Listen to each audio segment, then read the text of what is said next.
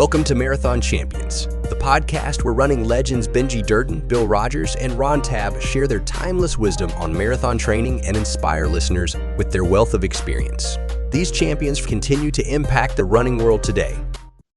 You know, we came up in the 70s and we watched, I don't know about you guys, but watching the 72 Olympics and seeing Frank Shorter, Steve Prefontaine, you saw Kenny Moore finishing fourth, and you go at that when I was a freshman in college when the Olympics were going on in 72. In my wildest imagination, I could never have imagined meeting any of these guys.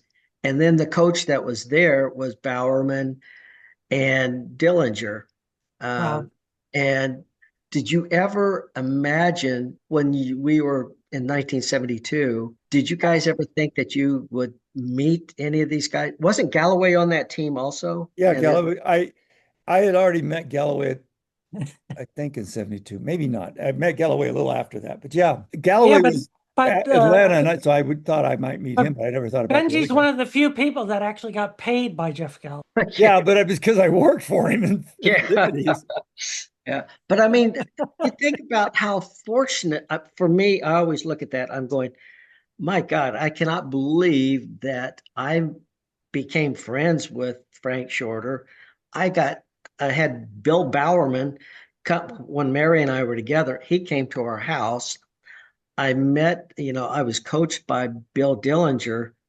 And I mean, it's just unbelievable that I have had the opportunity to rub elbows with some of the most important figures in running in our country.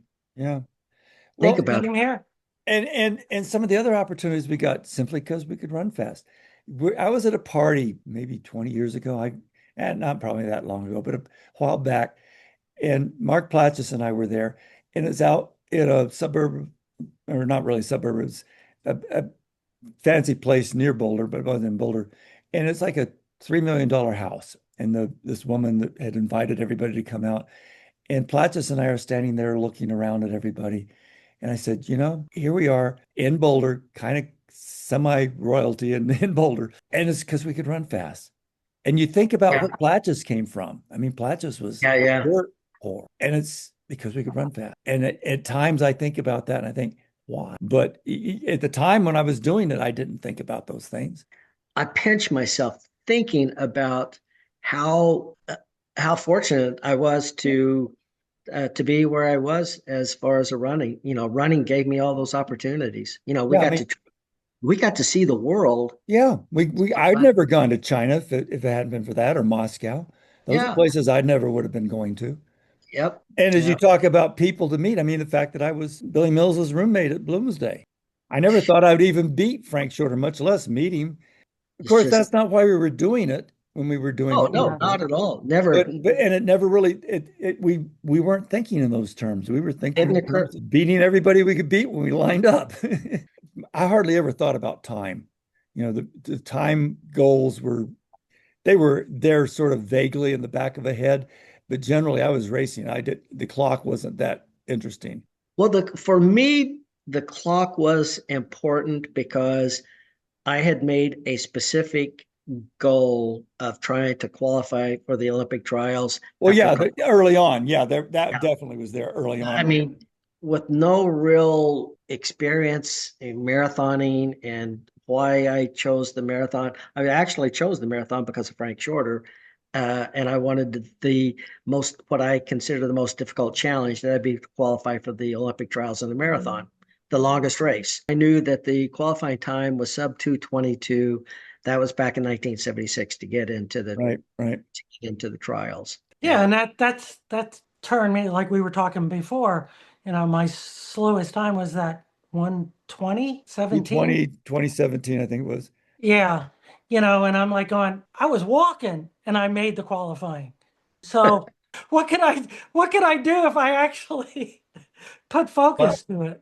I wasn't in your league, Dean, because in college I was, a 30-minute 10K guy. I was, a 4:10 miler and, so um Well, I didn't have great times in college, but I had an instinct for the tape. Yeah. yeah.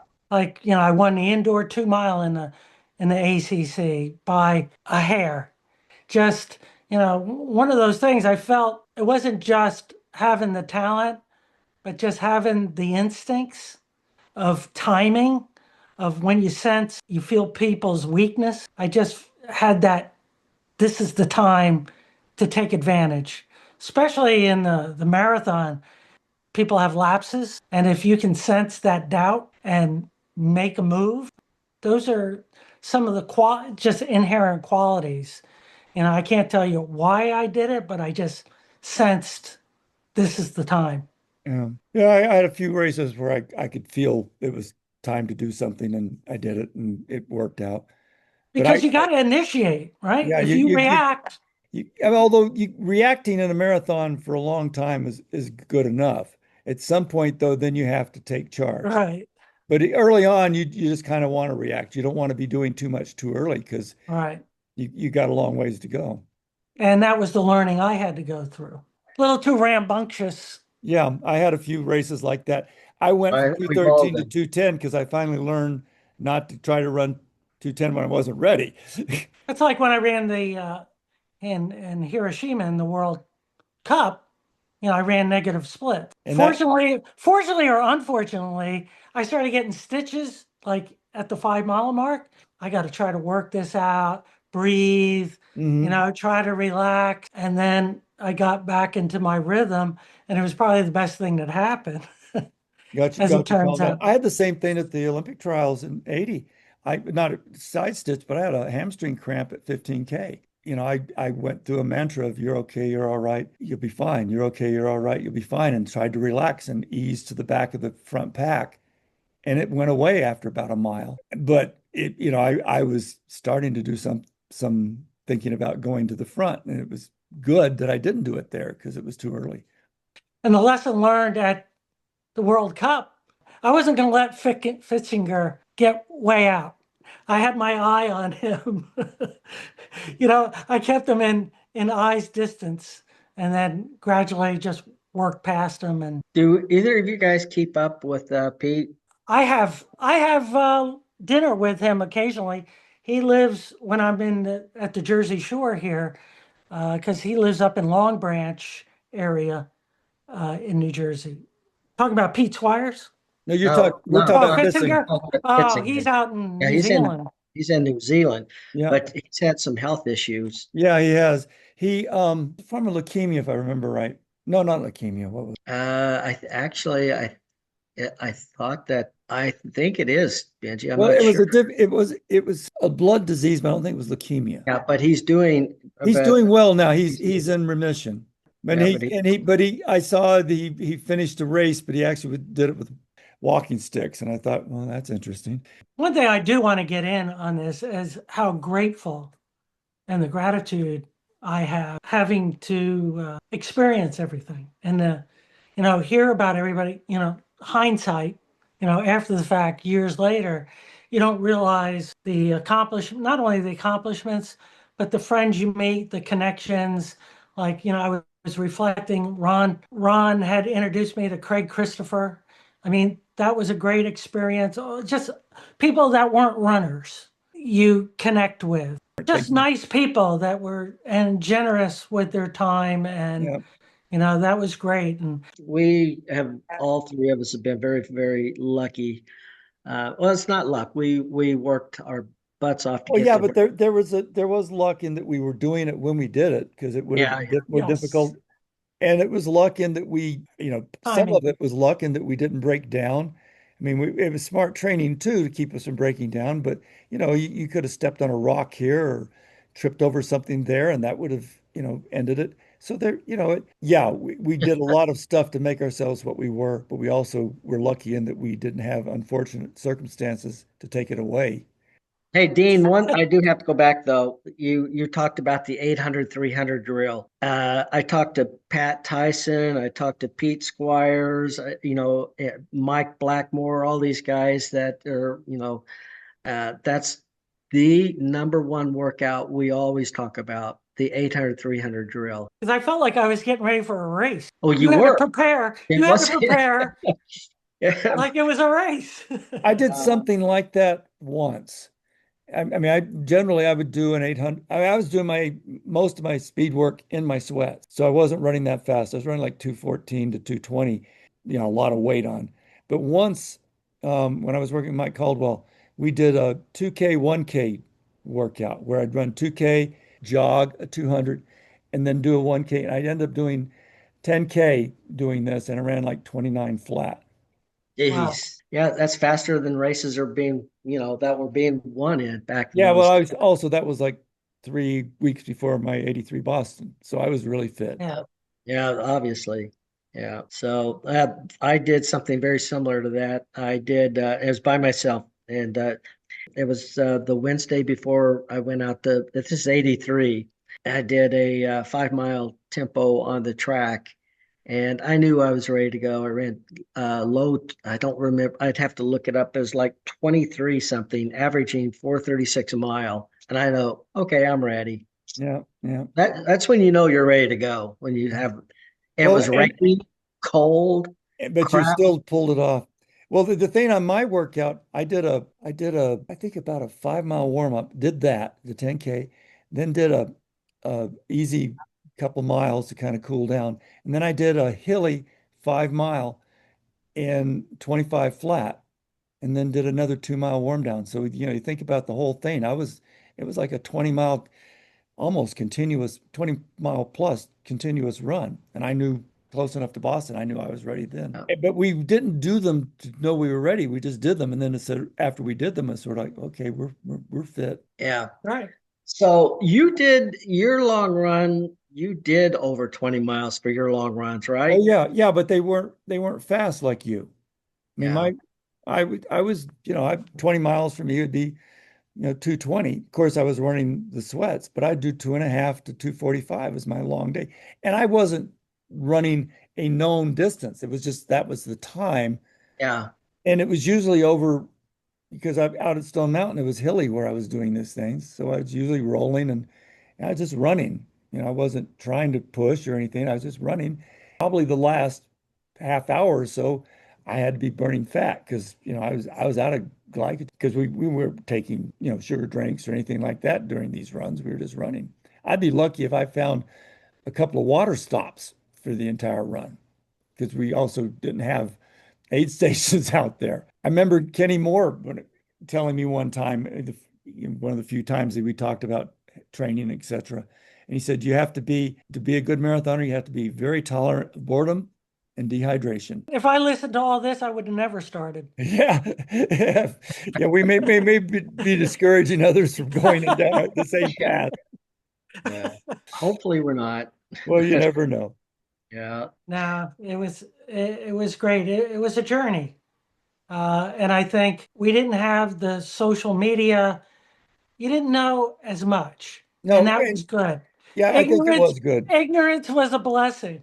Well, it wasn't just that ignorance was a blessing. It was just that we weren't constantly worried about what people were seeing that we were doing, and we weren't worried about what other people were doing. We were doing our thing. I mean, now, if I had run all the little road races I ran back in the day, where I was running, 31 minutes sometimes for 10K because it was a, long week and I was tired, that would have been embarrassing today. Whereas, Mm. back then it was just a pace work for a marathon. And I never worried that people were concerned about what I was doing. I was just doing what I was doing. Now people have to report, Strava's out there. You've got to report everything, every step you take. You look at Connor Mance, every run he does and all the statistics about what he does is out there that afternoon. Mm. And I don't know if that kind of scrutiny, I don't know how long I'd have held up under that. I think we had our own way of doing things. And I mean, Well, we were, I'd had to learn to ignore people. That's for sure. yeah, yeah. But Well, I think we did that anyway. I think we Well, did a, yeah, but we didn't have nobody. I the didn't know what Dan pressure. was doing. I didn't know what you were doing. We just, I was curious what everyone was I doing. was curious, but I didn't pay a lot of attention because Well, we didn't know. It wasn't yeah, available. yeah. And when it was published, it often was incorrectly published. How much of it was actually true? And Yeah, because I there's mean, remember used to hear Gary Bjorkland and Tom Fleming, they were doing just mega miles. You coached yourself for a majority of your career. pretty Dean, much in my college environment was Coach Towns, and he didn't really know anything about distance running. And I somewhat succeeded in that environment as much as I could. I wasn't nearly as good as you two. Then a guy that was on my team, Bill Elwine, he was a little bit more savvy about it. He was exercise physiology major, I think. Anyway, he had some experience and he got me faster, but we didn't have the base. I didn't have a lot of base work. It wasn't until I started doing long runs on a regular basis that I started improving. And that was late 75. I began to start doing some of that. 76, I did a lot more. And then finally in 77, I was very consistent with longer runs. And I needed the long run at least once a week. and what was that long run at that time? In 77, I was starting to do 2.5 hour runs on a regular basis. Okay, And so that was, you went for time, not distance. yeah, well, Well, I mean, we don't know what the distances yeah, were I, because I didn't yeah, worry about the distance because I had no clue and I had no measured courses. But then in 77, I got, and by 77, 75, late 75 and early 76, was working on my own completely. And 77, I got injured, not from running, but from a hiking accident. And the result of that is I could not run every day. I came back immediately and started trying to run, and the injury got worse.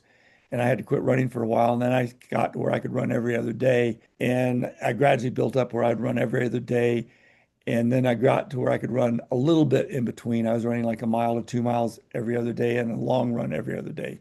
So in late 77, I was doing 2 hours one day and 20 minutes the other day. And hmm. then early 78, I started running 2.5 every other day. And I wasn't doing speed work, I was just running distance. And it got up to where I was running 30 minutes on the easy day. And I went to Boston and had a 4 minute PR. And I'm not stupid.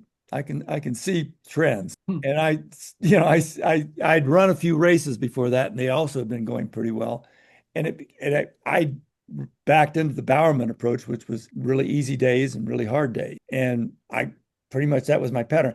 I was running every hard day was 2 hours or more, 2 hours to almost 3 hours. And every easy day was just 45 minutes eventually. And Hmm. that was it. 45 was, I didn't do doubles on my easy days. I do doubles on my hard days.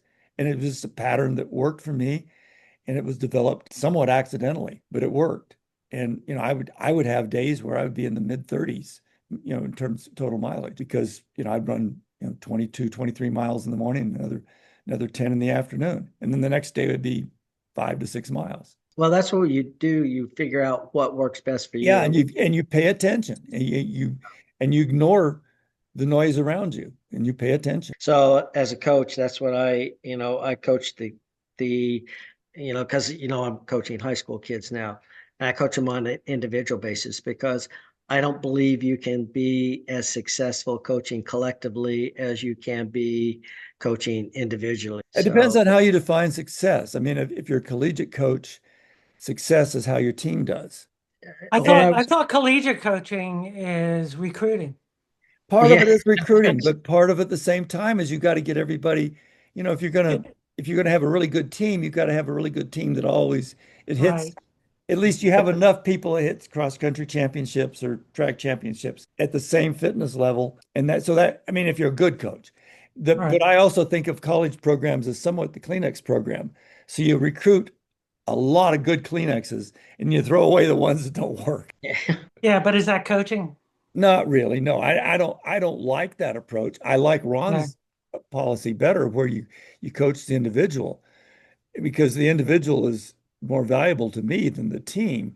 But if you're a good coach, you can set up, well, like you talk about Dillinger having the three levels. You can set Mhm. up environments where you can have different levels of ability that can get better in a different way. And that takes somebody that's not dogmatic about their training, as well as somebody that's astute enough to recognize strengths and weaknesses and manage to improve the weaknesses and hone the strengths. That requires, flexible approaches to life. And a lot of coaches aren't flexible at all. And Well, what was nice about Dillinger too was he wasn't, I don't know if I would, you might put coach in front of him, but he was a good friend. He went out with you, you'd go to a lot of the Adidas camps. he He liked was a living. runner. He liked living life. Right. Bill, Bill liked living life. We played dart league together, and would go out, throw league darts, have a couple pitchers of beer. You Right, know, but there was a respect there too. Like yeah. when you're at the track, you're at the track. And Oh, when you're not at the track, yeah. Oh, we he go was to there breakfast. too. Yeah, we So, go to That's Yield. sort of what a mentor is, somebody that is there in your life. right. You kind of are drinking the Kool-Aid. It's not because he told you so. It's I don't know. Well, He was just different. well, you knew the success he had had. Why would you question a guy who had had the success that he had had? I'm Right. not. Hey, I'm all ears. I'm listening to you. I'm listening to this guy. This guy worked with. He's worked with some of the greatest runners in U.S. history. And would he take the time, right? That was, and But there were you some know, guys up there that didn't like his approach and left his program. right. So, Maybe they're looking for something different. I well, thought it fit me well because I like to control to a certain extent what I'm doing. I'm not the kind of person that's going to just follow somebody blindly. yeah. Well, I would hope not. Right. Right. And that's more that individual, you're an individual, I'm an individual. I think Benji's an individual. Yeah. Well, here's the would the It three of wasn't us, groupthink. but you talked about the three-tier level that Bill coached, and I've listened to, how, I've known Benji for a long time with his training. I've known, you and I have trained together, Dean, and I don't think our recipes would have all been the same, and we would have had the same results. No, no, if I tried to do what you did, Ron, I'd have been injured all the time. Yeah, but if I had done what you're doing, I don't know how far I would. No, Uh, because well, but we were our strengths were different. You yeah, and you mentioned it earlier.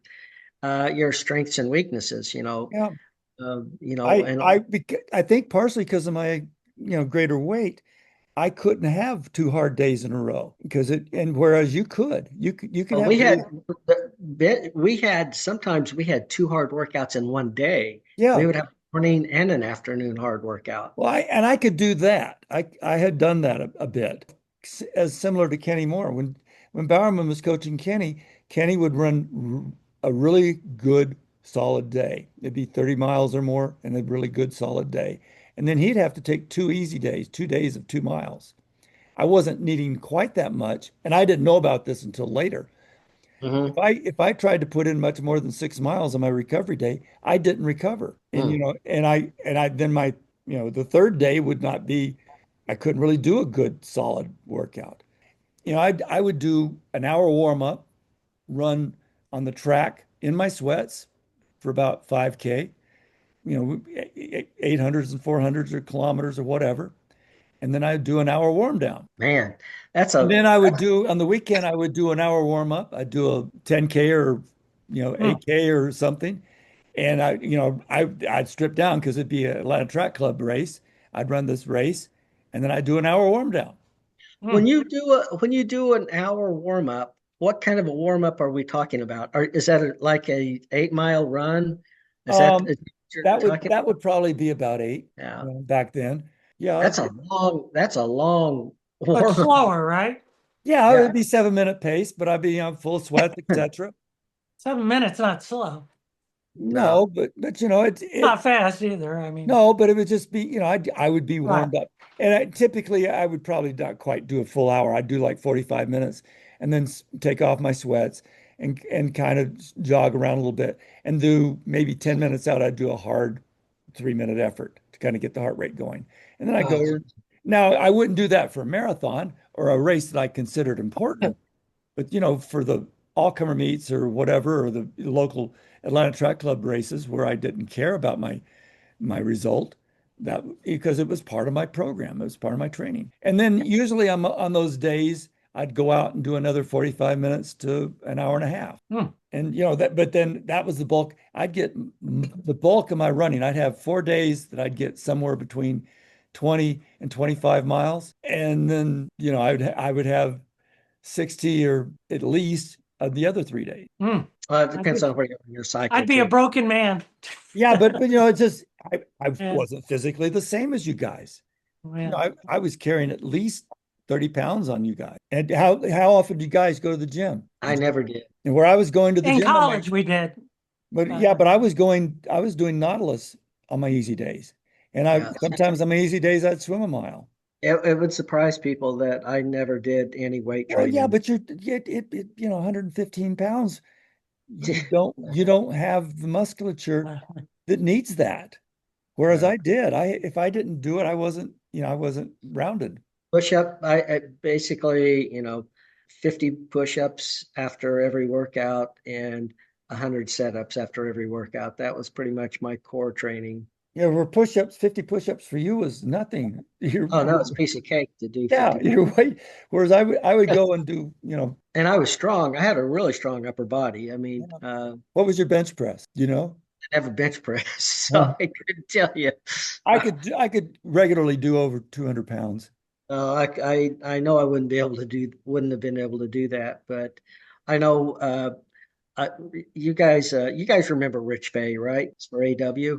Yeah. So I bought a wood stove to put in my fireplace, and they weigh a couple of 100 pounds. Yep. Rich was helping me bring it into the house, and he was shocked that I could, carry my weight and lift it up the stairs. He goes, "Man, for a little scrawny guy, you're pretty strong."